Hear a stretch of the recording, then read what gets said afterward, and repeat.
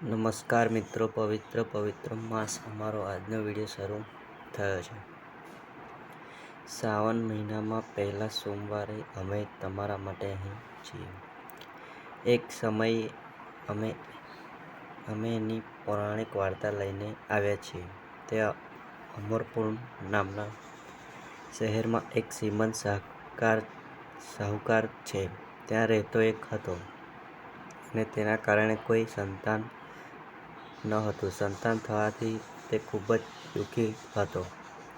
તેઓ દર સોમવારે ભગવાન ભોલેનાથની પૂજા કરતા હતા. સાંજે મંદિરે જતો ભગવાન શિવની સામે ઘીનો દીવો પ્રગટાવવા માટે વપરાય છે. તેમની ભક્તિ જોઈને માતા પાર્વતી ખૂબ જ પ્રસન્ન થયા. તેણે ખુશ થઈ ગયો અને ભોલેનાથને કહ્યું, પ્રાણનાથ, આ તમારો સાચો ભક્ત છે.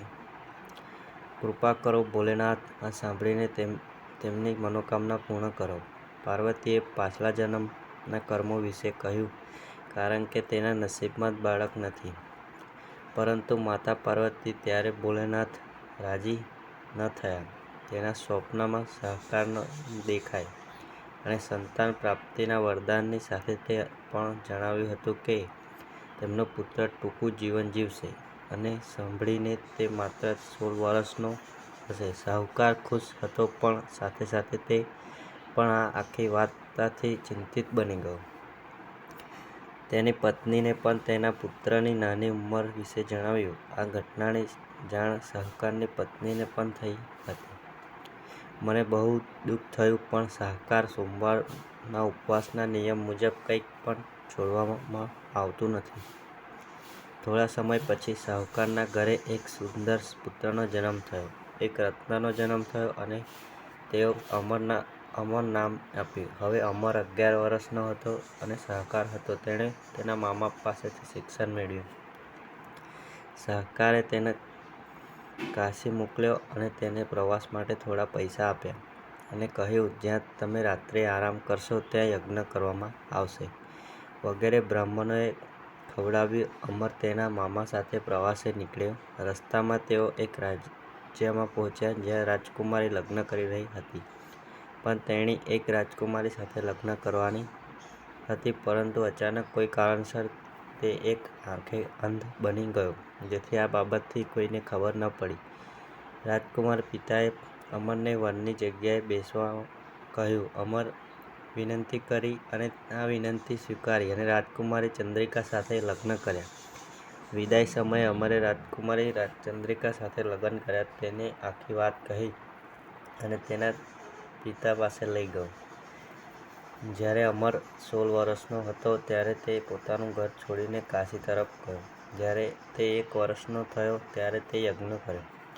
સંગઠિત તેને યજ્ઞ પછી બ્રાહ્મણો ભોજન પૂરું પાડ્યું અને ભોજન અને કપડાનું દાન પણ કર્યું. અમર તે જ રાત્રે ઊંઘમાં મૃત્યુ પામે છે.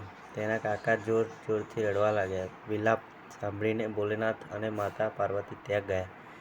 અમરના મામાનો વિલાપ જોઈ માતા આવી. પાર્વતીએ ભોલેનાથને કહ્યું, પ્રભુ, આ વ્યક્તિ. ત્યારે ભોલેનાથે કહ્યું, ના, દુઃખ દૂર કરો. પાર્વતી એ શાહુકારનું બાળક છે, જેને 16 વર્ષ જીવવાનો આશીર્વાદ મળ્યો. ત્યારે માતા પાર્વતીએ ભોલેનાથને કહ્યું, સોમવારે પ્રાણનાથ, તેના પિતા 16 વર્ષથી જ છે. ઉપવાસ કરતી વખતે તમારે ભોજન સંપર્ણ કરવું જોઈએ અને દીવો પ્રગટાવવો જોઈએ. કૃપા કરીને તેના દુઃખનો પ્રજ્વલિત કર્યો. દેવી પાર્વતીની આવી પ્રાર્થના સાંભળો. ભોલેનાથે અમરને જીવનનું વરદાન આપ્યું. વરદાન મળતાં જ અમર જીવતો થયો. સહસ્ત્ર જતાં જ પોતાના શહેરમાં પાછો ફર્યો. જ્યારે તે પાછો ફર્યો ત્યારે રાજકુમારી તેને રસ્તામાં મળી. રાજા ચંદ્રિકા પાસે આવ્યો અને રાજકુમારી ચંદ્રિકાએ અમરને ઓળખ્યો. રાજાએ રાજકુમારી ચંદ્રિકાના લગ્ન અમર સાથે કર્યા.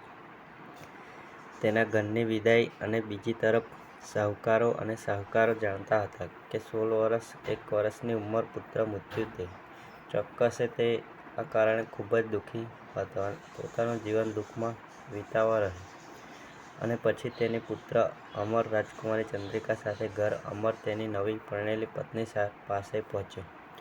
શાહુકારો જોયા પછી બહુ રાજી નથી તે જ રાત્રે ભોળેનાથ ખુશ થઈ ગયા અને શાહુકારે કહ્યું, સ્વપ્નમાં દેખાઈને કહ્યું, તમારા સોમવારના ઉપવાસથી શાહુકાર, આનંદ સાથે હું તમારા પુત્રને લાંબા આયુષ્યની ઈચ્છા કરું છું.